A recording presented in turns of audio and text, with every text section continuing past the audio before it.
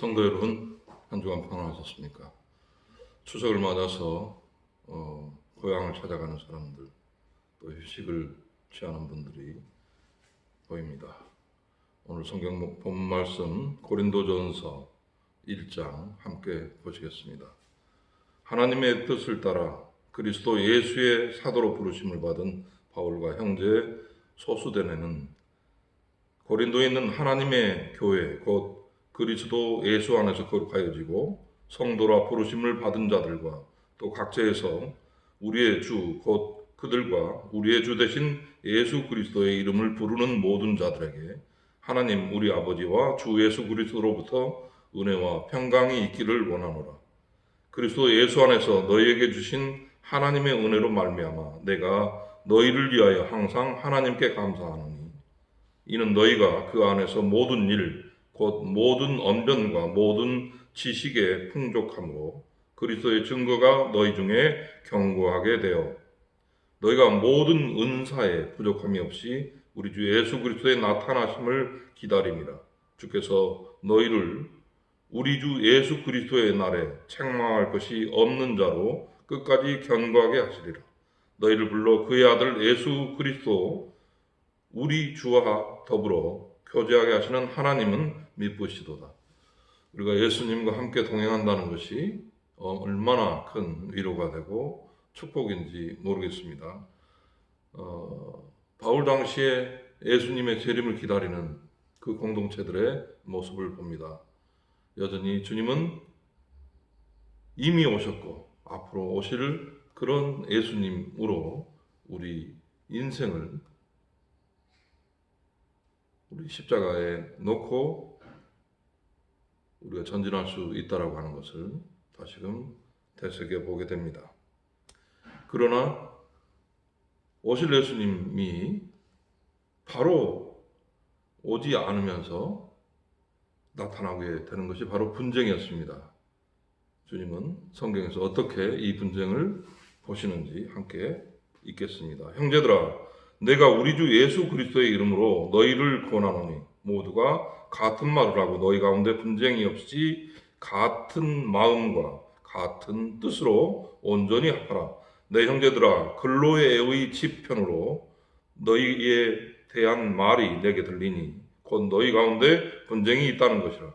내가 이것을 말하거니와 너희가 각각 이르되 나는 바울에게, 나는 아볼로에게, 나는 게바에게, 나는 그리스도에게 속한 자라 한다는 것이니 그리스도께서 어찌 나뉘었느냐? 바울은 너희를 위하여 십자가에 못 박혔으며 바울의 이름으로 너희가 침례를 받았느냐? 나는 그리스도와 가기오 외에는 너희 중 아무에게도 내가 침례를 베풀지 아니한 것을 감사하노니 이는 아무도 나의 이름으로 침례를 받았다 말하지 못하게 하려 함이라. 내가 또한 스데바나 집 사람에게 침례를 베풀었고 그 외에는 다른 누구에게 침례를 베풀었는지 알지 못하노라. 그리스도께서 나를 보내심은 침례를 베풀게 하려 하심이 아니요 오직 복음을 전하게 하려 하심이로되 말의 지혜로 하지 아니함은 그리스도의 십자가가 헛되지 않게 하려 함이라. 사람들은 참으로 이렇게 다양한 계파들을 만들어서 자기 자신들의 주장들을 관철하는 그런 모습들을 우리가 많이 봅니다. 이런 분란을 보면서 예수의 주님의 그 십자가 행을 쫓아가는 우리 바울은 내가 침례를 베풀어 오는 것이 아니라 예수님이 그리스도라고 하는 그 복음을 전하는 전도자로서의 자신의 모습, 그러니 다른 말이 있을 수 없다라고 하는 것을 이야기하고 있습니다. 어느 파라고 하는 것이 중요한 것이 아니라 거기에서 가장 중요한 것은 복음이 어디로부터 오는 것인지, 우리가 무엇을 이야기하고자 하는 것인지 거기에 집중해야 한다라고 하는 것입니다. 고린도서 1장 18절 이어서 봅니다. 십자가의 도가 멸망하는 자들에게는 미워한 것이요 미련한 것이요 구원을 받는 우리에게는 하나님의 능력이라. 기록된 바 내가 지혜 있는 자들의 지혜를 멸하고 총명한 자들의 총명을 폐하리라 하였으니 지혜 있는 자가 어디 있느냐? 선비가 어디 있느냐? 이 세대의 변론가가 어디 있느냐? 하나님께서 이 세상의 지혜를 미련하게 하시는 것이 아니냐? 하나님의 지혜에 있어서는 이 세상이 자기 지혜로 하나님을 알지 못함으로 하나님께서 전도에 미련한 것으로 믿는 자들을 구원하시기를 기뻐하셨도다. 유대인은 표적을 구하고 헬라인은 지혜를 찾으나 우리는 십자가에 못 박힌 그리스도를 전하니 유대인에게는 거리끼는 것이요 이방인에게는 미련한 것이로되 오직 부르심을 받은 자들에게는 유대인이나 헬라인이나 그리스도는 하나님의 능력이요 하나님의 지혜니라. 하나님의 어리석음이 사람보다 지혜롭고 하나님의 약하심이 사람보다 강하니라. 형제들아 너희를 부르심을 보라. 육체를 따라 지혜로운 자가 많지 아니하며 능한 자가 많지 아니하며 문볼 좋은 자가 많지 아니하도다. 그러나 하나님께서 세상에 미련한 것들을 택하사 지혜 있는 자들을 부끄럽게 하려 하시고 세상에 약한 것들을 택하사 강한 것들을 부끄럽게 하려 하시며 하나님께서 세상에 천한 것들과 멸시받는 것들과 없는 것들을 택하사 있는 것들을 폐하려 하시나니 이는 아무 육체도 하나님 앞에서 자랑하지 못하게 하려 하심이라.